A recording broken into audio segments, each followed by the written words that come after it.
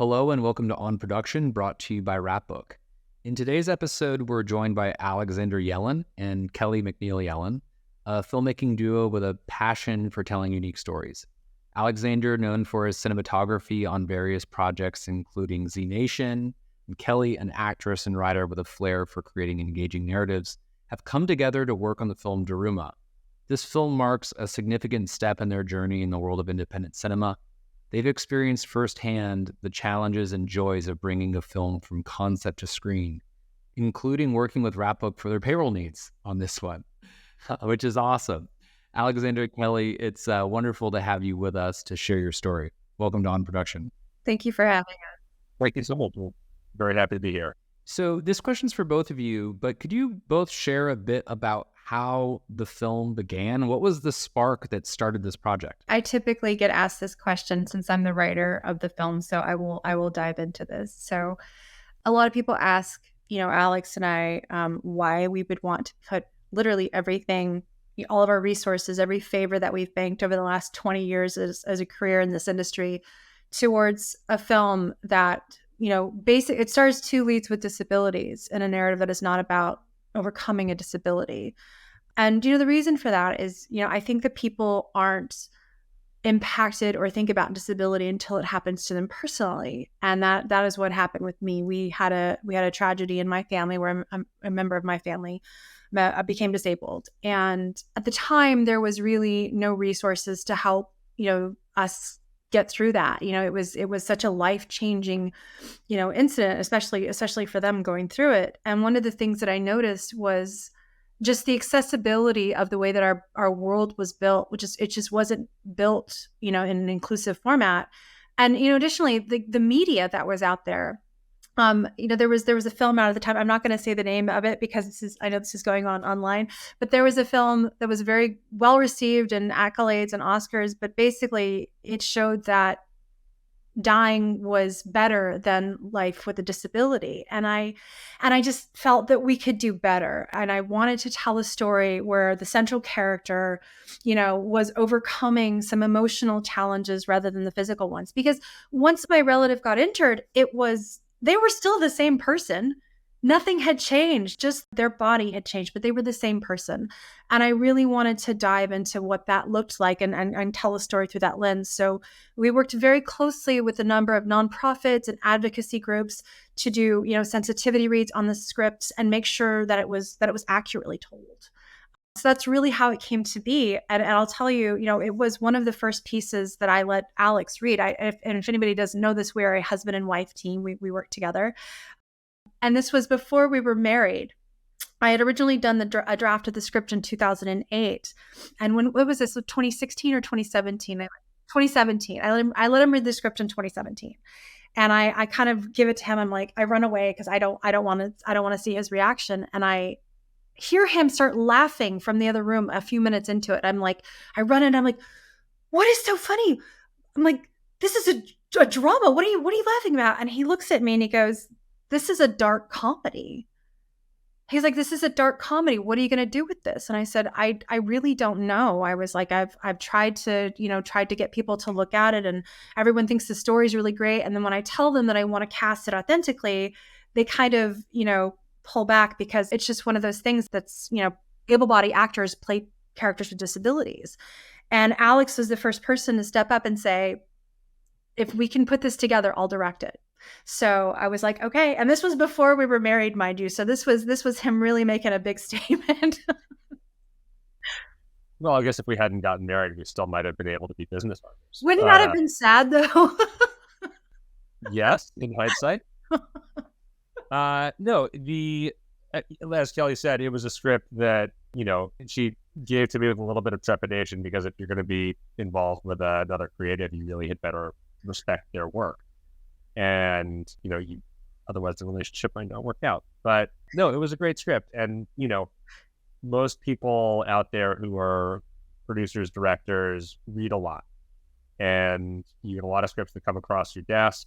And most of them are, honestly, most of them are pretty bad. You might, or at best you can usually hope for is average. And really, it's not often that a really great script lands in front of you and this was a great script. Like it spoke to me in a very real way. And I don't have a tremendous amount of experience with disability. I mean, obviously as people's family members get older, maybe you have a parent who walks with a cane or uses a rascal or something like that. But most people don't have a lot of direct experience with disability. And, I don't have any family members who have, severe physical disabilities. So I really, saying, oh, this is a disability film, I never looked at it that way. It always just felt like a road trip dramedy. It was a love letter from a father to a daughter. And I really related to that aspect of it. I really was able to connect with the characters, and the narrative was engaging, and it really took me on a journey from A to B. And it wasn't a saccharine Hallmark movie. It was a, messy, real, authentic, indie style film. I was like, wow, this is something we could really make. And, when you sort of see that combination of ingredients, you have to give it a try. Like, you have to try it. And also, there's not that much, it's only ever so often that you see something that hasn't been done before.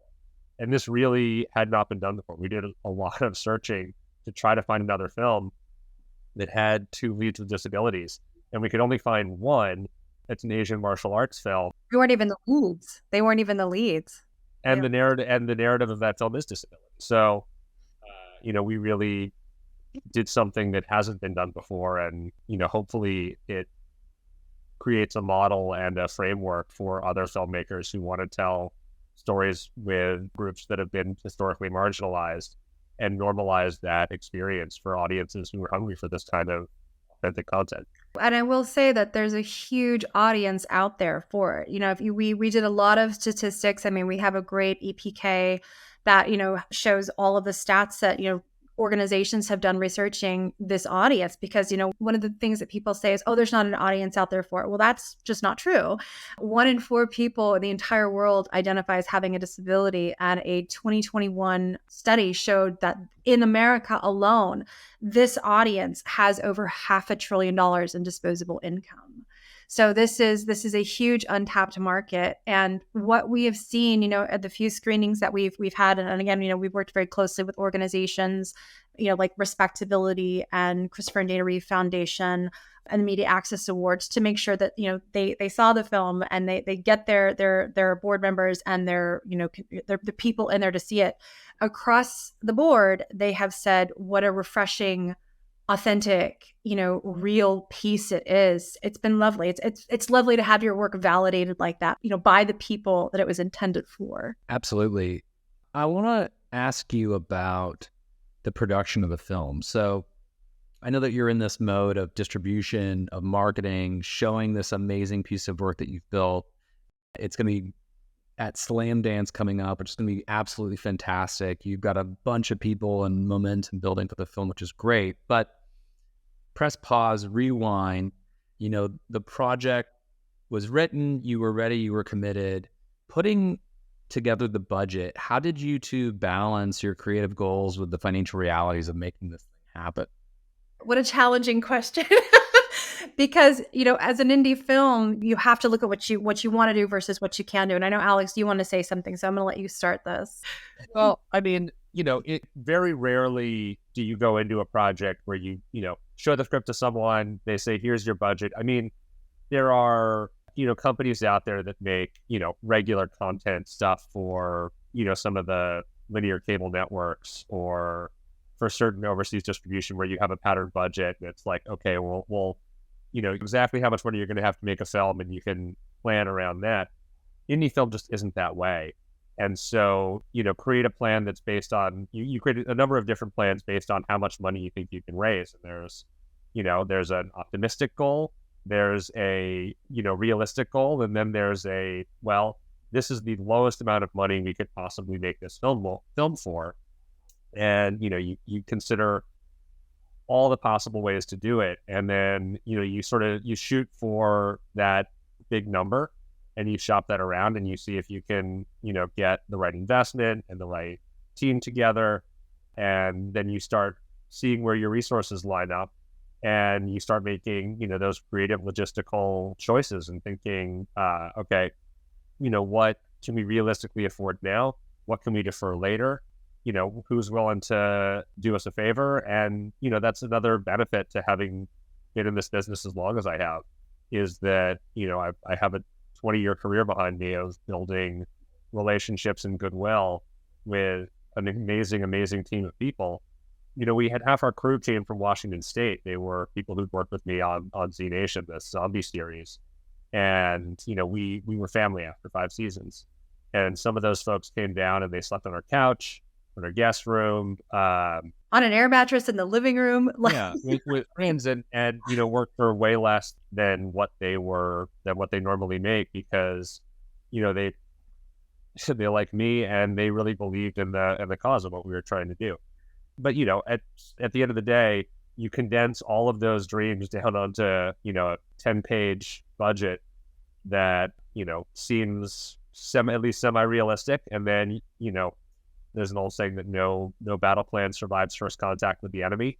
So we made this film, and forgive me if this is wandering off topic a little bit, but we made the film in January of 2022, which was at the height of the Omicron surge.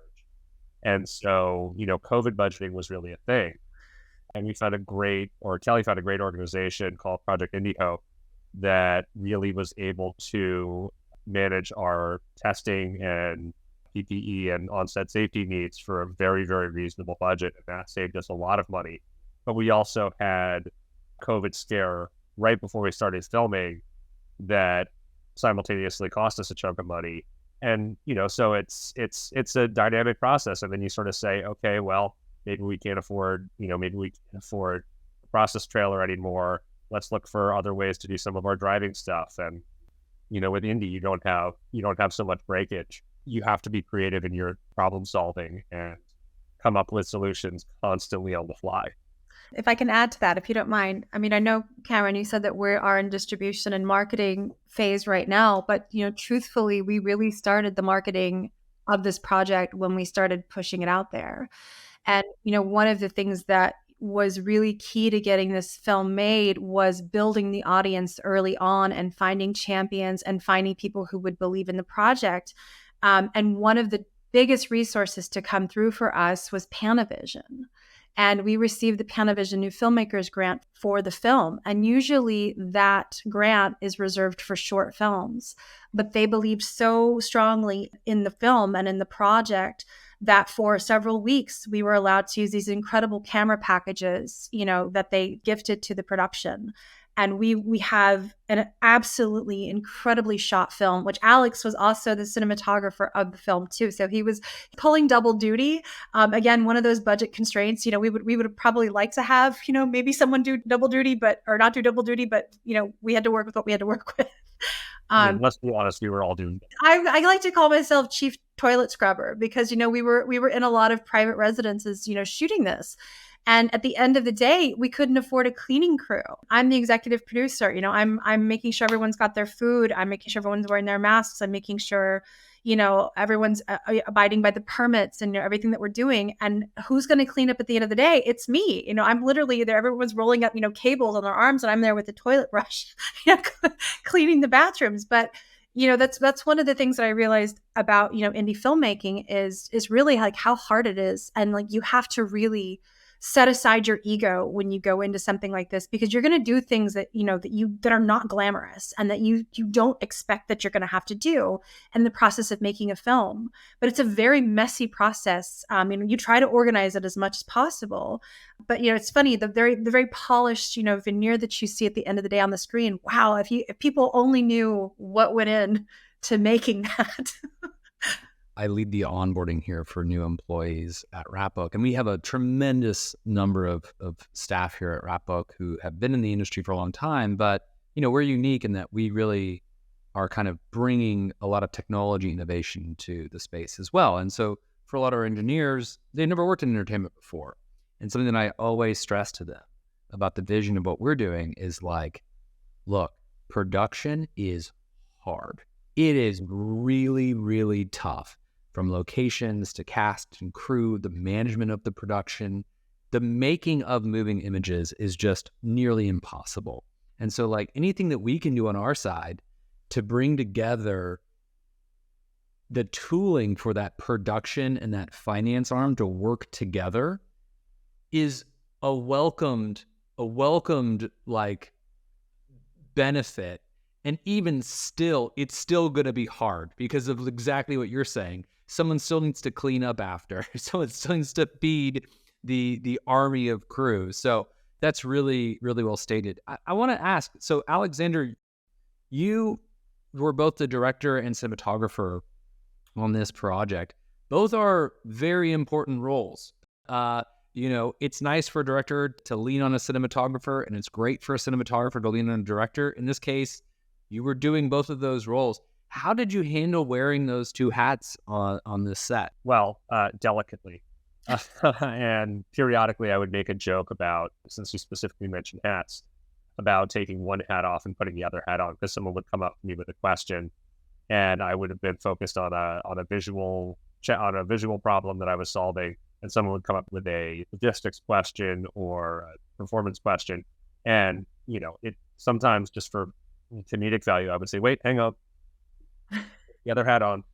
But, in the same way that directors and DPs can lean on one another, I really leaned on my crew. And this was a team that, as I mentioned, I had a lot of experience with. So our first AD, we had a great first AD named Mark Dahlstrom, who had been the UPM on Z Nation for 5 seasons. And he and I, he'd been my landlord for 2 seasons of that.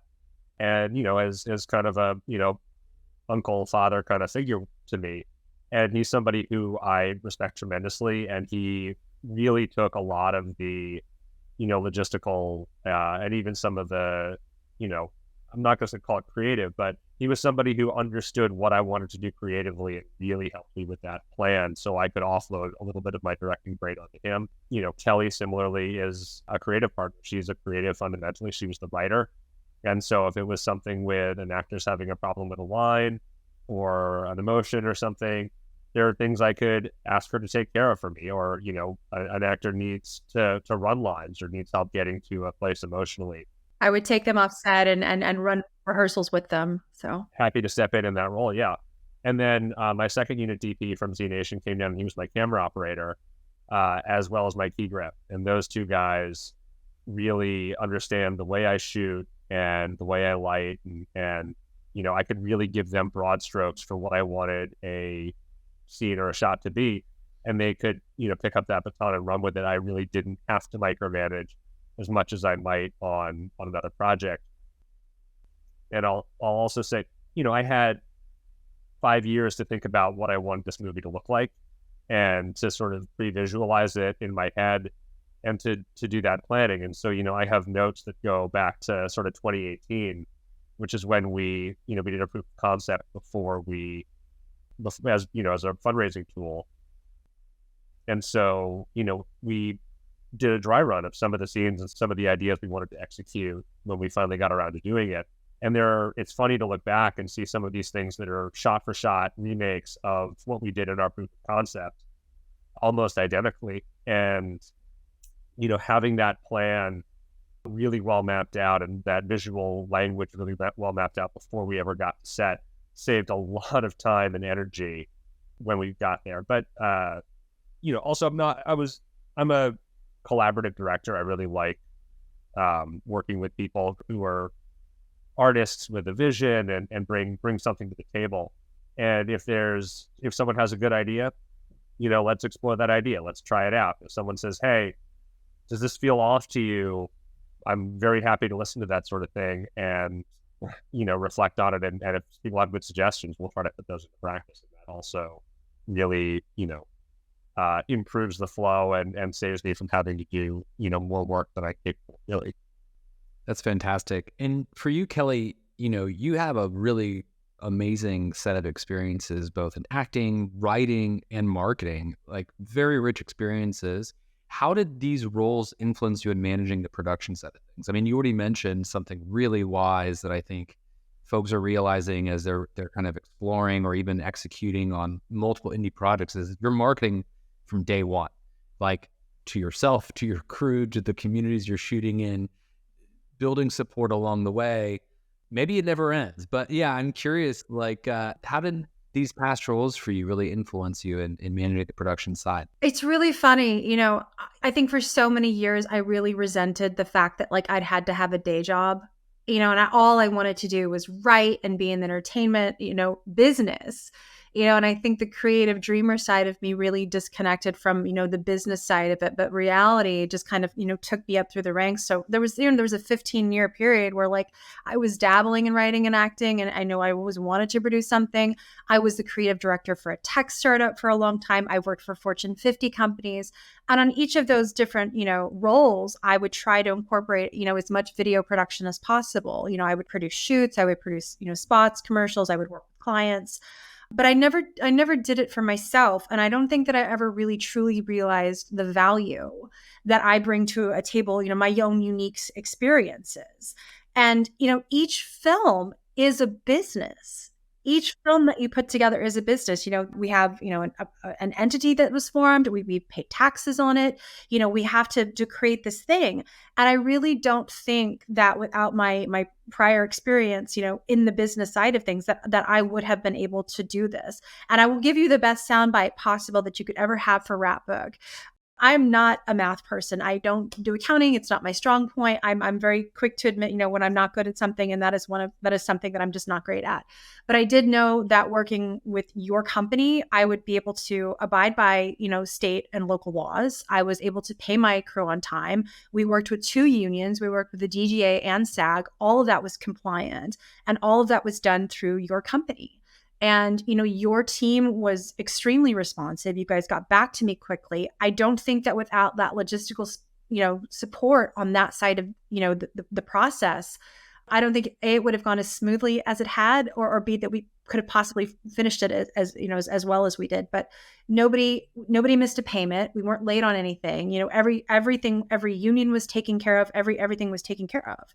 And it was in this centralized hub that, was so helpful. Alex and I were checking payroll, at the end of every week, and we knew that everyone was going to get paid. But that's just one of the things that you have to do. And I know that's deviating a little bit from the question that you asked me, but truly, as an indie company that, didn't have a tremendous amount of resources and like couldn't pay to hire someone to do this, we were able to DIY it because you guys built a platform that really was accessible and tremendously helpful in getting this film made. Well, I really appreciate it. Both. Very, very nice of you to say. And man, that's a long topic for me. I mean, for me, you were mentioning at the top of our interview, right? Like you see this story and this unique story that you can tell in your own unique way. And we've talked about how difficult filmmaking is, even for professional filmmakers going on this journey, right? And so my deep, deep passion for building Wrapbook is so that great stories can get out there a little easier. And like, I think as we add great ideas, unique ideas, bad ideas, any kind of idea or art into the world, it adds to the marketplace of ideas that is great for our civilization. So it really warms my heart that like the craft that I engage in was able to support the crafts that you were engaged in to bring this production to life. Tremendously. Everybody that was, paid for as an employee, I knew that their taxes were handled at the end of the year. What a relief that was for us. I could focus on other things. And I mean that sincerely. This was, Alex had mentioned that, we discovered your company through another friend that have used you for a number of years. We looked at other companies to process payroll with, but this one made the most sense. It really did. Yeah, it was one of those things where, all of it kind of came together. And I love that, you're building your business as we're building, our film and our creative slate of projects. I think it's kind of, there's something very, lovely about, kind of coming up together. That's how cinema works, right? That's how this entire industry works, is we all try to add a lot of value and we come up together. And to that point on team, I mean, Alexander, you've mentioned this, like you had your crew, this team that you've worked with before, you've been in the trenches before, and you have that rapport.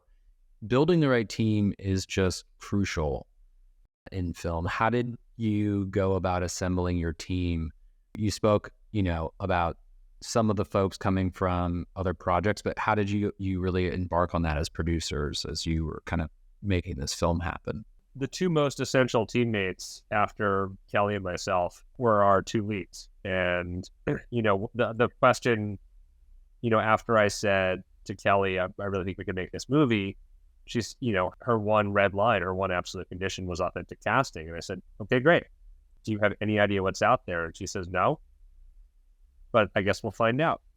And so we really didn't know what what kind of talent there was in the disability acting community. And we did a nationwide casting search, and we found Tobias Forrest and John Lawson, who, we weren't well established in their community when we, reached out initially, and they were wary of us. And they were like, who are these, non-disabled folks who are, we were casting the proof of concept at that point. We didn't even know if these were going to be the guys who would deal with us the whole way. We were just trying to raise money. But they, after that initial experience of, it was like 3 days shooting that teaser, were completely on board with us and what we were trying to do. And they also served as our guides, and our, like consiglieres within the broader disability filmmaking community.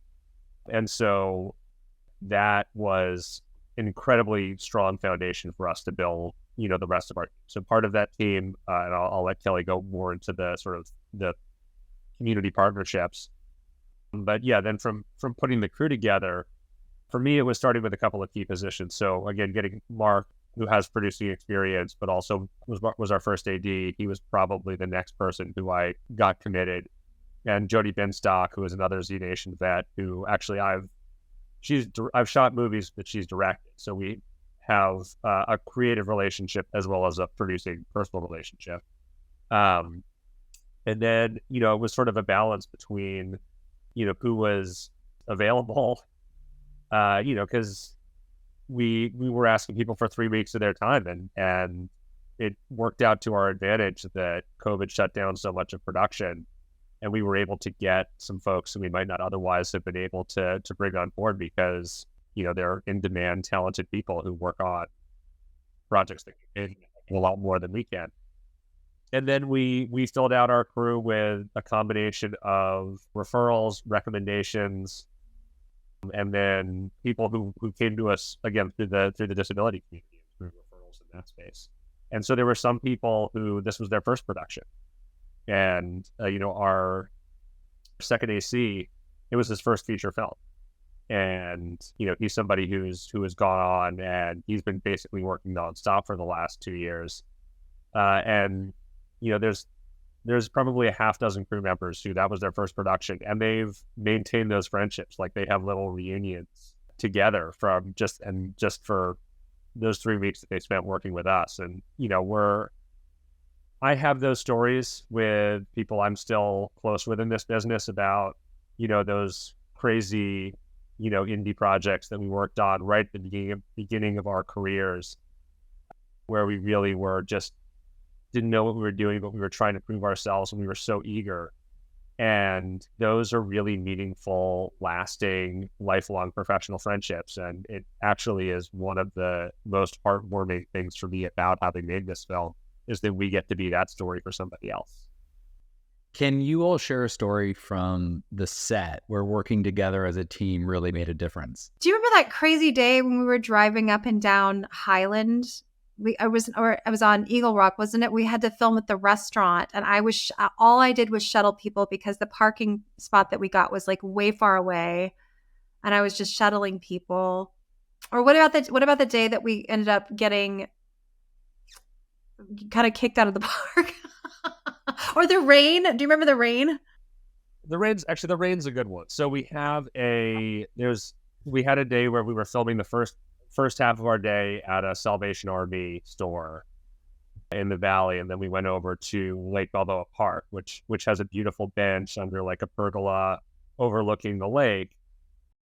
And so we had a company move planned, and one of the cardinal rules of indie filmmaking is if it rains, you shoot in the rain.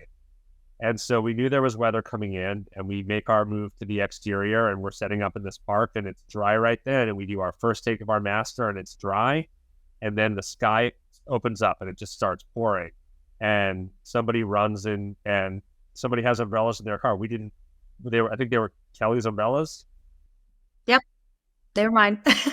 Like, I've got umbrellas, go get the umbrellas. And I can't remember who was there, but went and did that. Our gaffer, had nothing to do at that point, he goes and grabs bounce boards and he's holding them over the camera, and he has one sound guy. And, we're standing there and we take 2 minutes and we're like, is this going to break or is this just going to go? And, our key grip looks at his weather app and says, yeah, this might clear up in about 40 minutes.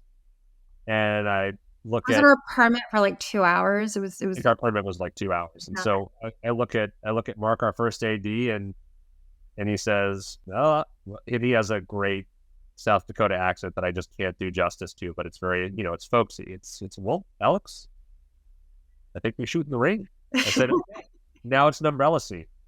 And it frankly is one of my favorite scenes in the entire movie. It's just like, it adds so much texture and tone to the scene, and it gave it a life I don't think it would have had otherwise. I would love to add on to this, and Alex had made mention that we were shooting at the height of Omicron, and one on-set COVID incidents, because we were a SAG project, it would have shut us down. It would have ruined us, because at that time, you had to pay for an actor to quarantine for 10 days, and we didn't, quite frankly, have the budget to do anything like that. So normally you would get a lot of people, maybe push back, following on-set protocols and masking and stuff like that. The camaraderie that was built on this set was unlike anything I have ever seen before. Everybody wanted this film to succeed. Everybody wanted to be there. Everybody knew that, they were doing something special, and everybody came to work every day. Everybody stayed late to help clean up. We didn't leave set feeling, like there was any kind of tension or anything at the end of the day. It was really lovely. And like Alex said, it was a family. And I do see, our PAs, like the people that were sort of like, this was their first experience coming onto this. And they all came to one of our screenings. And it was so good. I didn't actually, a lot of them, because everyone was masked, I didn't recognize some of them. But it was just so lovely to see them and to have that, and to know that we were sort of one of these, seminal experiences for them, in their filmmaking career. And I didn't expect that. And that is one of the nicest things that have come out of this production. That's so fantastic. I feel like we've dived into the production of this film. I want to move on to the post-production, which has its own set of challenges. What were some key things you focused on during that stage? So it's funny, people think of filmmaking as all this work just to get on set, and then you shoot the film, and then it's just on cruise control from there. It's like, anybody who's ever produced a film will appreciate that the work really starts when you wrap picture. And we broke up our production a little bit. We did principal photography with the understanding that we were probably going to do another couple of days of shooting. We had some second unit work to do, but we wanted to make sure we had a cut of the thing first before we committed those resources to filling in the gaps and to getting that little bit of extra material. So there was some stuff that we didn't shoot during principal. But we were in a window because Victoria was aging. So we needed to, like, do you know what I mean? We had a child actor. So we had to make sure that we shot, while she still looked like the role. Yeah, kids in 2 weeks, they look different. And we had an editor who had a window of time, somebody who had been an assistant on 911 and had been recommended to me by her senior editor, who was one of our editors from Z Nation, a really fabulous editor named Mira Mojish. And she did the first couple passes on the film. But that was almost a 3-month process of doing sort of, sketching out an edit, doing those first couple of rounds of notes, and figuring out, okay, what do we do with our second unit and our pickups? One of the big things we discovered was that the driving, it's a road trip movie. The driving stuff is really important. And that we had done all the driving practically the first time, or, in car with car mounts and all this stuff. And it didn't sync. Like, it wasn't what it needed to be. And a lot of that was down to, I think, actors who haven't done practical driving before with camera mounts, it's a really intimidating process because you have the car is heavier and wider than it normally is. You have other actors and crew in the car, and you have the sort of mandate to keep everyone safe and act at the same time. I asked too much of John for that, and we had the opportunity to do some pickups on a volume stage, and so part of our plan had always been to do second unit. And because I'd spent all this time in Spokane, Washington, I really knew that there was a variety of landscapes that could play for the entire United States within a 30-mile radius of the city. So Kelly and I played a second unit shoot. We went just by ourselves, just the two of us, up to Washington and spent 3 days driving around, both shooting exteriors of the car and all the drone footage, but also shooting plates that we could then bring back to LA and use for our pickups. And that's probably the best decision I made at any point in this film, was to redo that material on a stage with practical plates that we got ourselves. It's not that often that you, especially in indie, you sort of have to commit to choices, and getting to rethink or get a second bite at that apple is rare. We really nailed it the second time. And those scenes not only looked better, the performances were better. I think they make the movie. And they also marry perfectly to the exteriors, because we shot exteriors of the car driving in the same location at the same time of year. So those things really marry together visually. But so that was from when we wrapped principal to when we did our pickups, was about 6 more months. And then with those pickups, we were able to change. Amira was no longer available. And so I worked with another one of the Z Nation editors, a guy named Travis Berry. And I went and bunkered with him also in Spokane for 3 weeks. And we hammered out our locked cut. Kelly had mentioned in the script writing process that we had done sensitivity reads, because obviously we're going to have blind spots as to what people in the disability community are going to think about our film, because we're not properly members of that community. You also, naturally just become, desensitized to the effect of your editing choices because you've seen it over and over and over.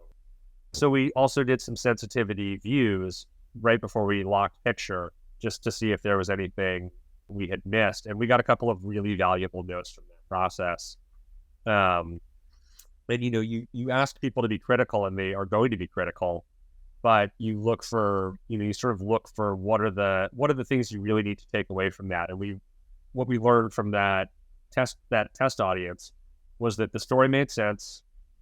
People could relate to the characters. They felt like real characters. That people were on the journey with us emotionally. And that really it was just little things that we needed to finesse. And then we were trying to do that for a festival deadline. And we made that deadline, didn't end up getting into that festival. And really, in hindsight, that's probably a good thing, because I don't know that we would have been ready. One of the luxuries of making an indie film for yourself is that, not in like a studio system, is we didn't have a release deadline.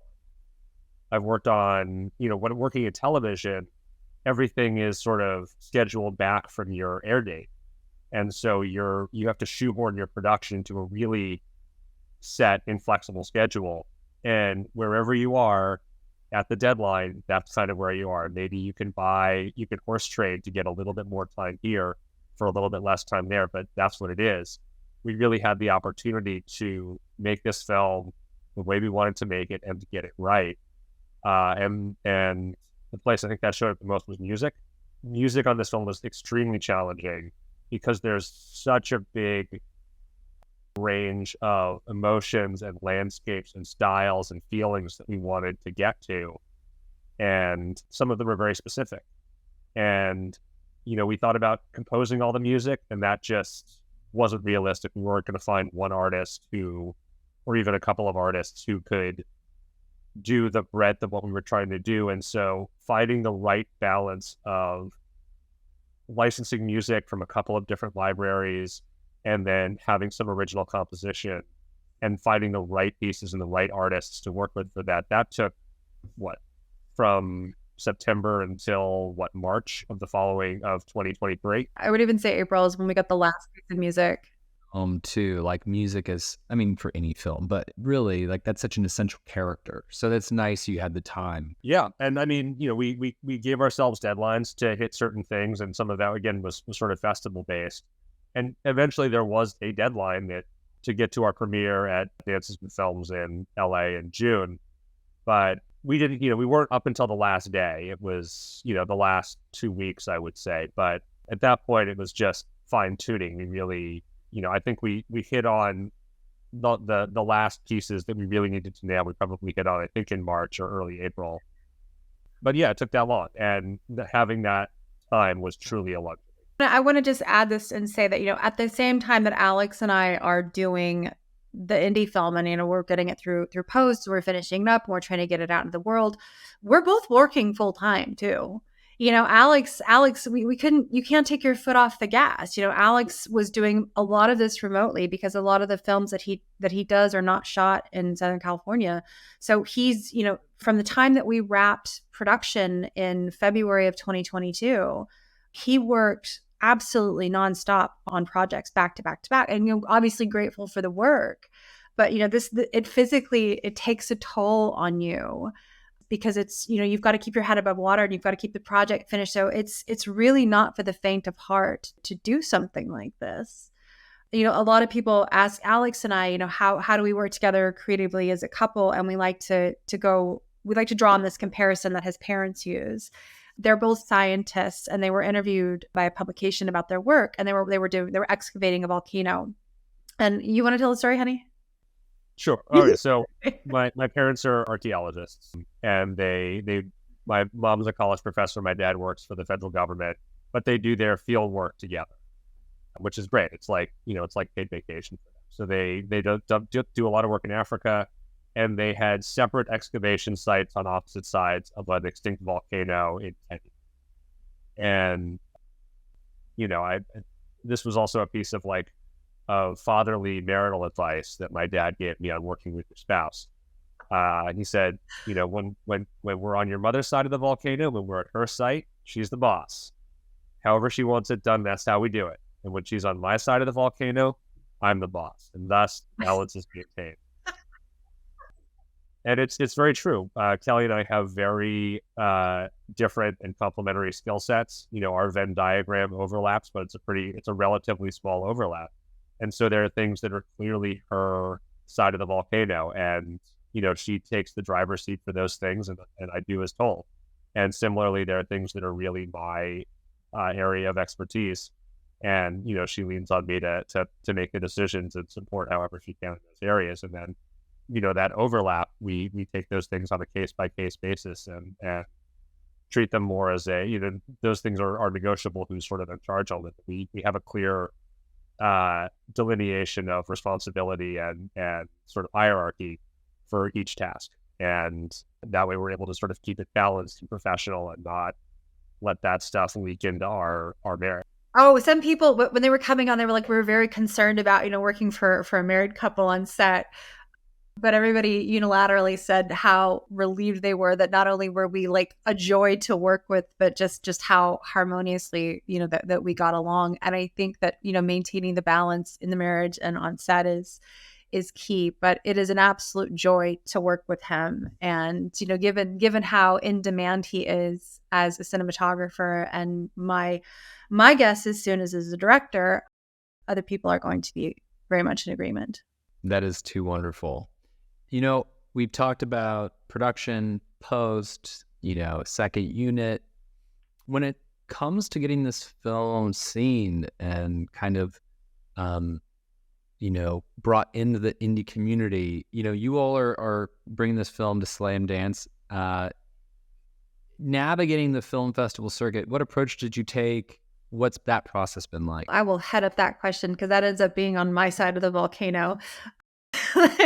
It's part of the PR and the marketing that goes into doing any kind of a film. So I attended a ton of seminars. I did virtual AFM. I did, Film Independent. I I went to all of the places where I could do information and fact gathering as I could possibly do, because one of the things that remains a bit of a black box in this industry is distribution and revenue sharing. And I think that we're at a time now that most people can kind of unilaterally say that the indie film distribution model is broken. And I kept watching filmmakers across the board just, get taken in, and their projects would be picked up by distributors, and either the distributor would never pay them or go back on their word, or they would fold. So I wanted to make sure that, all of the time that Alex and I spent going into this, that we didn't fall into those same traps. So, we're navigating it as best we can with the resources that we have and the knowledge base that we've built. Obviously we tried for the bigger festivals, and, I think that we discovered that, even though, film festivals are a place of discovery, realistically, a lot of the film festivals are meant for, people who have been through the festival process before. They are like, small to medium-sized major players. I'm not going to name the production companies. I think we know what a lot of those, what that looks like. And, here comes our film, which, Alex and I have, careers, but we're not household names. And we have this very, strange project that no one has really seen before. This is not tested. This is not true. We have 2 disabled leads, and people are like, well, this is great. We just don't really know what to do with it. And sort of the first film festival that really took a chance on us was Dances with Films. And, we were familiar with it. We knew about dances. We are actually, one of our associate producers, his film had premiered there the year before. He had an incredible experience. He was very, enthusiastic about us participating in it. And in hindsight, it was the best festival for us to have premiered at, because it was in LA in our own backyard. And what ended up happening, we screened at the band's Chinese theater in Hollywood. We sold our first screening out because we had such a demand for it, because we had built such a large base here, that they moved us to a larger theater. They then sold that theater out. And mind you, at the time too, we're having to make considerations, because our film was all about accessibility, and we want to make sure that literally this is something that everyone can enjoy. We had open captions at the screening. We also had audio-visual descriptions. We worked with a company who did audio narration, and we had the headset so persons with low vision could come and attend it. And Easter Seals of Southern California actually did send a number of people that benefit from their services to come and attend the screening, and it was pretty incredible. And another thing that we did too was we made sure we scouted the theater in advance. We asked attendees, if they needed any kind of special considerations, where they were sitting. Were you bringing a guide dog with you? Do you need wheelchair space? Or, will you be willing to transfer? And we ended up fitting about 35 wheelchairs into the theater without breaking fire codes, by the way. So in total, we had about 500 people attend our screening. And, as a filmmaker, especially, you're showing this to an audience for the first time, I was terrified. I was absolutely scared to death, because, I don't know if maybe everyone's hiding tomatoes in their pockets. I don't know. But the screening was so well received. I mean, we got a standing ovation at the end of it. I mean, it was absolutely incredible. We ended up generating a lot of press out of this too. We got a feature in Variety. We got our actors on NBC Los Angeles. We got, featured on CNN. All of these were relationships that we had been, building throughout this process. So once that film festival proved to be so successful, and that we demonstrated that there was actually an audience for this, and that we did kind of know what we were doing, and we could get butts in seats, because that's really what every distributor and every film festival wants to hear is, can you bring in the audience? And the answer is yes, we could. So we've been selective, about our film festival process. We have been, we've played at a couple of others.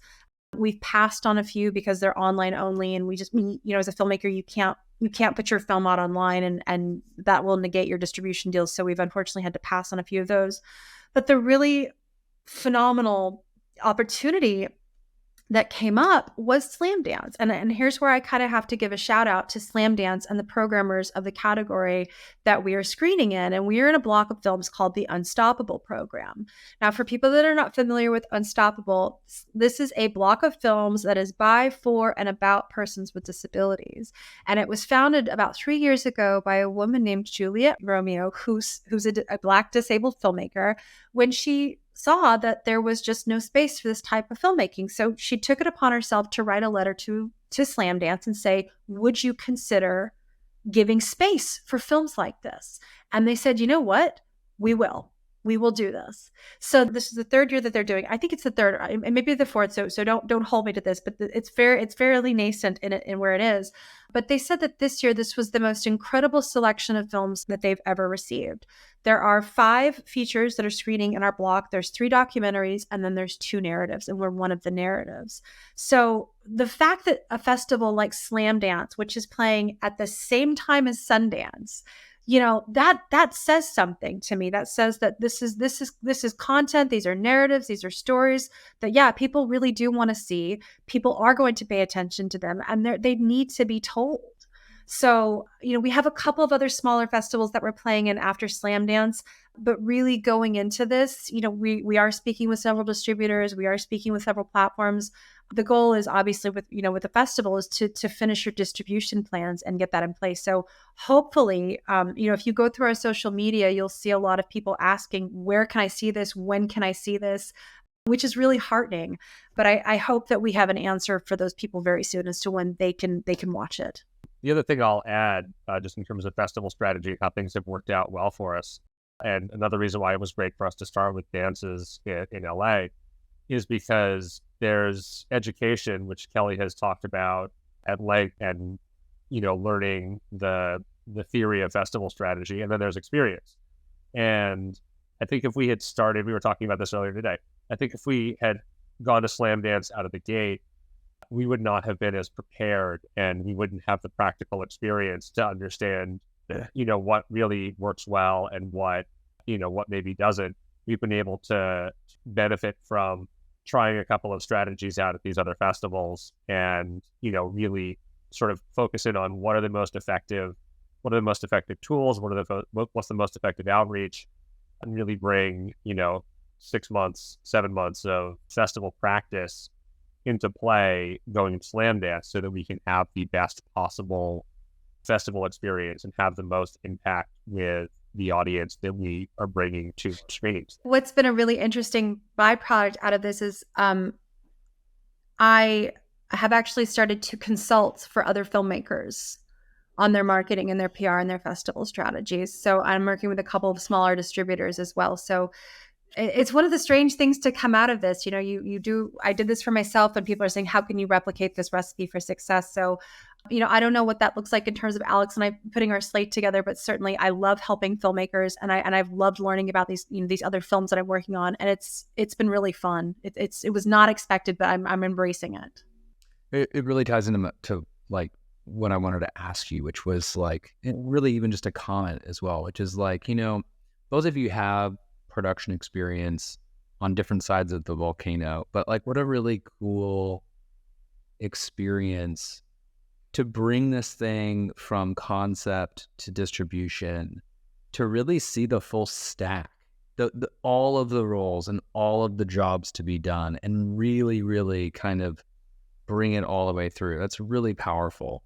And, to your point, Kelly, of like this kind of expanse of opportunities through different folks in the community, and even between both of you as now a creative duo, are there any other new projects on the horizon that you're excited about? Alexander, obviously you're very busy as a cinematographer.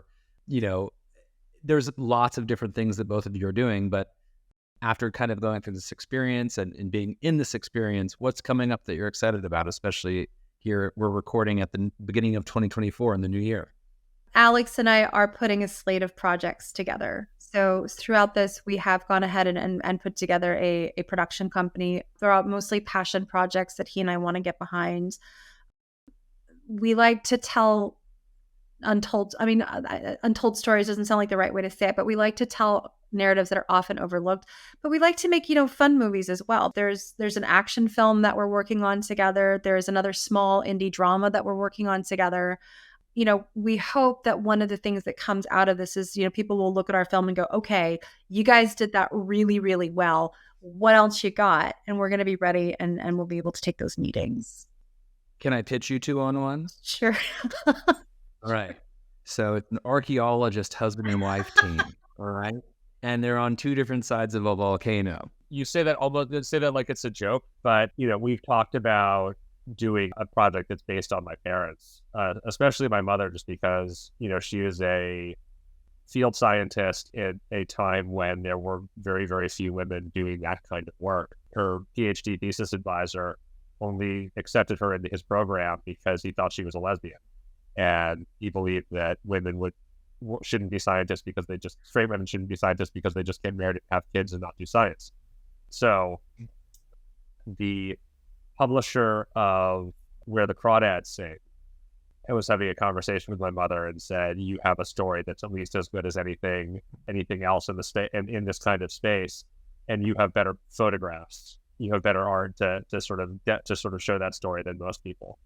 Maybe that's not the next project. We're still, collecting the 50 years of stories from my parents, distill that down into something that might be workable as a movie or a series. But yeah, in the meantime, we're, it's not like we don't just want to make one kind of movie. We are sort of omnivores in the movie space. We like, horror films, we like dramedies, we like, action and thrillers, and there's a female-driven true crime script that we have out there. There's a period piece. There's the action film Kelly mentioned, and there's a social justice project that's rooted in an African independence story that I'm very passionate about, obviously, because of my family history in that part of the world. So you can see the picture behind him. It's from Kenya. So he's it's all in the back, elemental portion of his childhood there. If you want to be an active working filmmaker and generate your own projects, you have to have a lot of irons and have a number of projects, because you never know who you might run into who is looking for the thing that you have. And if you only have one thing, that's limiting your options. So when someone says, hey, what do you got? What are you working on? And you have 3 things ready to go. They might be the person who's like, oh, that one. Oh yeah, I've been looking for an action script. Send it over. And then that's what goes. Or, oh yes, actually, I just had dinner with someone who's been looking for a social justice project. That's the one send me that script. So, having all of these things and then just taking meetings and using the momentum we've gotten from Daruma to try to move all of these other projects forward is that's really the only way. That's how the game is played. We don't really chase mandates, because by the time you catch up with a mandate, it will no longer be a mandate. Something else will happen. So as you can see, we've been working on this film collectively together for 6 years now. Going into year 7. Going into year 7. So 7 years from the time that he picked up that script and from where we are now. So it takes forever. So my advice to filmmakers is, if you have a project, be prepared to get in bed with it for a very long time, and be prepared to do literally everything that you can possibly do to get it made, even be willing to scrub toilets to to get it made, because you will find yourself doing stuff you didn't expect. Nobody is going to work as hard for your dream as you are. So don't expect or count on anybody else to do the real heavy lifting for you. Like, be prepared to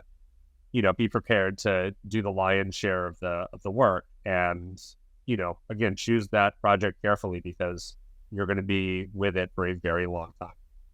Tremendous. Alexander, Kelly, thank you so much for sharing your stories, and thanks for being on production. Thank you for having us. We'll see you at Slam Dance.